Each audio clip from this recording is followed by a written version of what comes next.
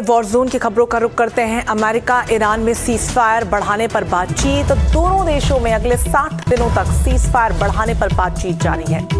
अमेरिकी मीडिया के हवाले से एक खबर सामने आ रही है। सीजफायर बढ़ाने को लेकर करीब सहमति बन चुकी है। हालांकि ट्रंप की मंजूरी बाकी है और इस दौरान दोनों देश परमाणु मुद्दे पर बातचीत करेंगे। अमेरिका और ईरान के बीच 60 दिनों तक सीजफायर बढ़ाने और ईरान के परमाणु कार्यक्रम पर नई बातचीत शुरू करने को लेकर एक समझौता बनता हुआ नजर आ रहा है। हालांकि इस डील को लेकर ईरान ने अभी पुष्टि नहीं की है, जबकि अमेरिकी उपराष्ट्रपति जेडी वेंस का ये कहना है कि अंतिम मंजूरी राष्ट्रपति डोनाल्ड ट्रंप को देनी है। प्रस्ताव के तहत ईरान को हॉर्मुज में टोल वसूली बंद करनी होगी और 30 दिनों के भीतर वहां बिछाई गई बारूदी सुरंगें हटानी होंगी।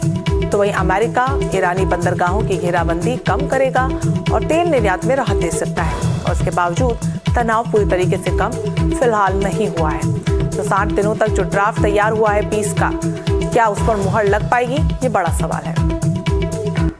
इस बीच एक और बड़ी जानकारी आपको दे दें। ईरान से बातचीत को लेकर अमेरिकी राष्ट्रपति ट्रंप का बड़ा बयान सामने आया। उन्होंने कहा कि ईरान से अच्छी बातचीत चल रही है, हमारे पास सभी कार्ड हैं, ईरान की सेना को हमने हरा दिया है।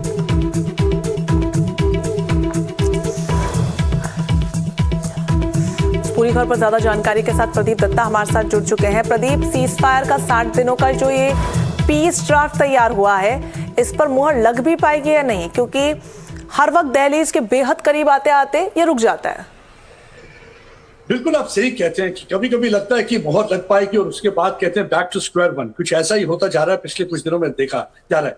लेकिन इस बार जैसे जेडी वांस से भी थोड़ी देर पहले एक स्टेटमेंट किया, उसमें उन बयान में उन्होंने कहा है कि बहुत ज्यादा प्रोग्रेस हो चुकी है, लेकिन कुछ अभी भी अटकलें हैं, खासकर जहां पे न्यूक्लियर वेपन परमाणु हथियार की बात है। क्योंकि अमेरिका चाहता है कि एनरिच्ड यूरेनियम जो है वो अमेरिका के हवाले किया जाए। जहां तक इस मेमोरेंडम ऑफ अंडरस्टैंडिंग की बात है, सिर्फ यही देखना है कि कब इस पे डोनाल्ड ट्रंप की मोहर लगती है। क्योंकि इसमें कहा जाता है कि 60 दिन का सीजफायर होगा और स्ट्रेट ऑफ हॉर्मुज को खोला जाएगा और डीमाइनिंग की जाएगी। क्योंकि हमने देखा है कि इस पानी में लगातार जो था माइनिंग की गई थी ईरान की तरफ से, उसे 30 दिन लग सकते हैं, महीना लग सकता है डीमाइनिंग करने में, ताकि आसानी से वहां से शिप की मूवमेंट हो सके। लेकिन एक ही चीज है जहां पे आके सब बातें रुक जाती है, वो परमाणु हथियार को लेकर। लेकिन एक अच्छी बात यह है कि पहली बार ऐसा हुआ है कि दोनों मुल्क जो है इसकी नेगोशिएशन, इस पर बातचीत कर रहे हैं। क्योंकि पहले ईरान इस पर बिल्कुल भी बातचीत नहीं कर रहा था, लेकिन पिछले कुछ दिनों में देखा गया है ईरान इस मुद्दे पर भी बातचीत कर रहा है। यानी कि बातचीत के लिए जब तैयार हो गया तो बातचीत इस पे चल रही है। सिर्फ लैंग्वेज पे लेके थोड़ा सा है, क्योंकि जब भी कभी कोई भी डिप्लोमेटिक डॉक्यूमेंट साइन करना होता है, उसमें वोकैबुलरी और लैंग्वेज बहुत मायने रखती है कि किस किस्म के आप लैंग्वेज का इस्तेमाल करते हैं। कभी क्या होता है कि कोई लैंग्वेज जो दूसरे मुल्क को मंजूर नहीं होती, उस पर शायद थोड़ा बहुत चल रहा है कि किस तरीके की लैंग्वेज का इस्तेमाल करना है। और डोनाल्ड ट्रंप ने साफ कर दिया कि अगर ये जो है मेमोरेंडम ऑफ अंडरस्टैंडिंग उनके हिसाब से होगा, क्योंकि मिलिटरीली वो ईरान को हरा चुके हैं, तो कार्ड्स उनके पास है, और अगर ये मेमोरेंडम ऑफ अंडरस्टैंडिंग उनके हिसाब से होगा तो तभी उस पर मोहर लग सकती है। देखते हैं आने वाले दिन कैसे होंगे। लेकिन अगर ये सीजफायर हो जाता है तो बहुत सारे मुल्कों को राहत मिलेगी। स्ट्रेट ऑफ हॉर्मुज के खुलने से एक बार फिर से वहां से ऑयल जो है मूवमेंट हो पाएगी, जिसकी वजह से हमने देखा कि तेल, कच्चे तेल के दाम जो बढ़े एक बार फिर से गिर सकेंगे और लोगों को उम्मीद यही की जा रही है प्रदीप के दोनों देशों के बीच जो ड्राफ्ट तैयार हो रहा है उस पर मुहर लग जाए, क्योंकि असर इन दोनों देशों के अलावा विश्व भर पर पड़ रहा है, हमारे देश पर भी पड़ रहा है। बने रहिएगा हमारे साथ। इस बीच एक और बड़ी जानकारी आपको दे दें। ईरान के बुशहर में अमेरिकी विमान को गिराने का बड़ा दावा किया गया है। ईरान ने विमान को गिराने का दावा किया है। ईरान के दावे को अमेरिका ने हालांकि खारिज कर दिया है। साथ ही ईरान और अमेरिका ने पिछले 4 दिनों से डायरेक्ट वॉर लगातार चली आ रही है और कल भी अमेरिका ने ईरान के बंदर अब्बास पर बड़ा अटैक किया था, जिसको लेकर धमाके की बड़ी तस्वीरें भी हमने आपको दिखाई थी, जिसके बाद ईरान ने भी पलटवार किया। ईरान ने कुवैत में अमेरिकी बेस को निशाना बनाया था। 4 दिन पहले अमेरिका और ईरान में हॉर्मुज में झड़प हुई थी। ईरान ने अमेरिकी टैंकर पर फायरिंग भी की थी। प्रदीप दत्ता लगातार हमारे साथ बने हुए। प्रदीप, जिसका जिक्र हम कर रहे हैं कि दहलीज के करीब आते आते मोहर नहीं लग पाती, उसकी बहुत बड़ी वजह यह है कि हथियारों के साथ कभी बातचीत हो ही नहीं सकती है। वॉर तो वापस से शुरू होती है नजर आ रही है। पिछले 4 दिनों से लगातार हमले हो रहे दोनों देशों के बीच। बिल्कुल आप सही कह रहे हैं। किसी के कान पट्टी पर रखकर बंदूक आप ये नहीं उससे कह सकते कि आप डॉक्यूमेंट को साइन करिए और वो डील साइन हो जाएगी।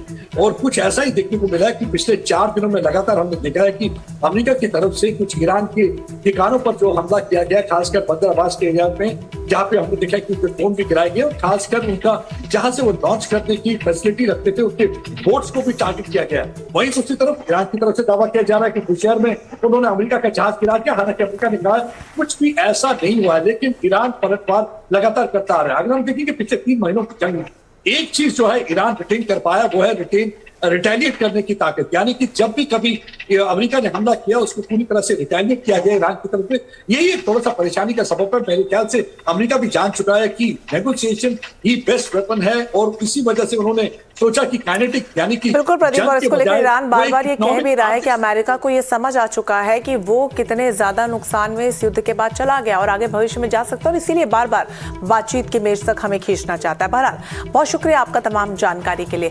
तो अमेरिका और ईरान एक तरफ शांति के लिए बातचीत कर रहे हैं, दूसरी तरफ मैदान में दोबारा जंग की आंख धीरे धीरे सुलगती हुई नजर भी आ रही है। आप देखिए तस्वीरें।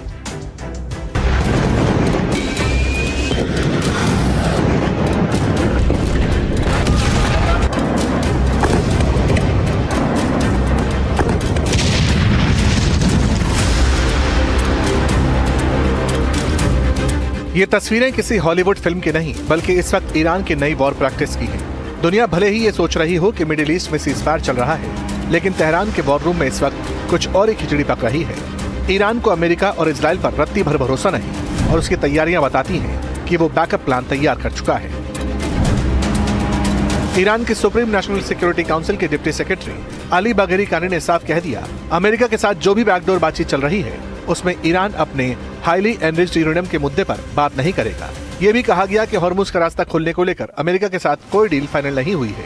दूसरी तरफ ईरान के पूर्व विदेश मंत्री अली अकबर विलायती ने हॉर्मुज को ईरान की रेड लाइन बता दिया। कहा गया कि सिकंदर से लेकर चंगेज खान हो या ट्रंप, जो भी ईरान को मिटाने आया यहाँ आकर फंस गया। अब ईरान की तरफ से कहा गया कि अमेरिका की आक्रामक कार्रवाई का उसी अनुपात में जवाब दिया जाएगा। ईरानी टीवी पर ऐलान किया गया। विदेश मंत्रालय ने हॉर्मुज़गान प्रांत में अमेरिकी आतंकी सैन्य बलों द्वारा किए गए संघर्ष विराम उल्लंघन की निंदा करते हुए एक बयान में चेतावनी दी है कि वह इस आक्रामक कार्रवाई के परिणामों के लिए अमेरिकी शासन को जिम्मेदार ठहराता है।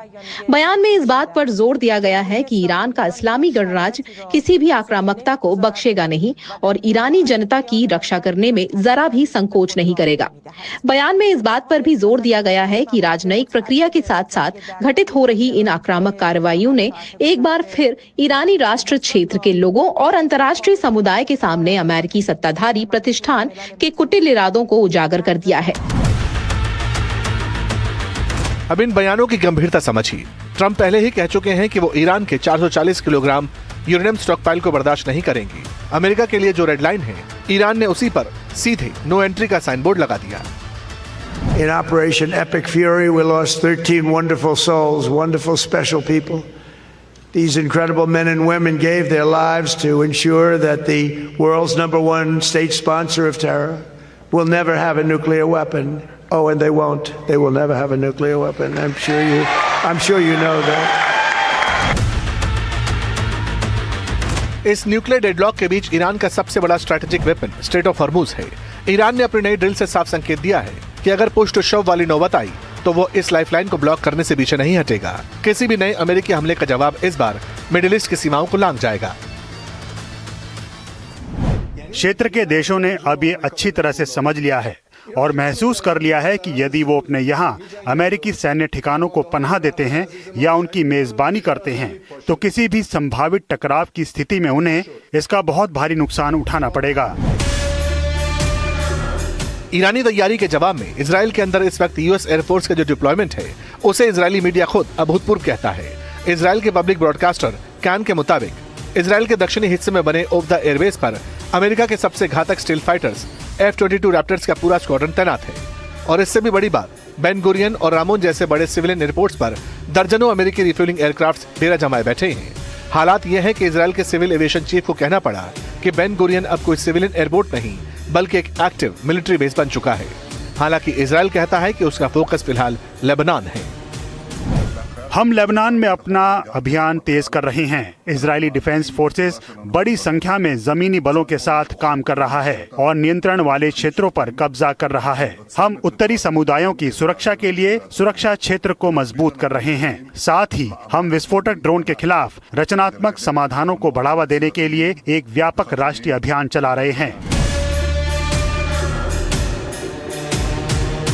अब अमेरिका क्या कर रहा है वो भी जान लीजिए।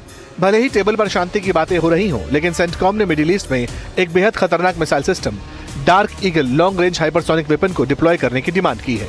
रिपोर्ट कहती है कि ईरान ने अपने मिसाइल सिटीज के अंदर से अपने मोबाइल मिसाइल लॉन्चर्स को देश के अलग अलग हिस्सों में छिपा दिया है। इन्हीं को ढूंढने और न्यूट्रलाइज करने का काम डार्क ईगल को सौंपा जा सकता है, ताकि ईरानी मिसाइल पावर को मटियामेट किया जा सके। तो ट्रंप तबाही रोकने का दम जरूर भरते हैं, लेकिन तबाही है कि रुकती नहीं है। लेबनान में चल रहे संघर्ष को आप देख लीजिए। यहाँ पर एक बार फिर से जंग की आंख तेज हो गई है।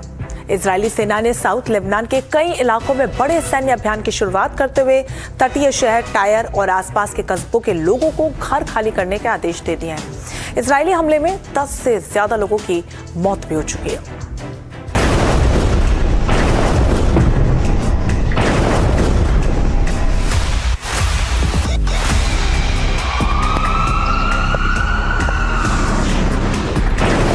तस्वीरें गवाह हैं कि इजराइल लेबनान में हिजबुल्लाह के खिलाफ लगातार एक्शन ले रहा है। नेतन्याहू साफ कह चुके हैं कि दुश्मन को किसी कीमत पर नहीं छोड़ेंगे, किसी की नहीं सुनेंगे, और इस मामले में तो ट्रंप की भी नहीं।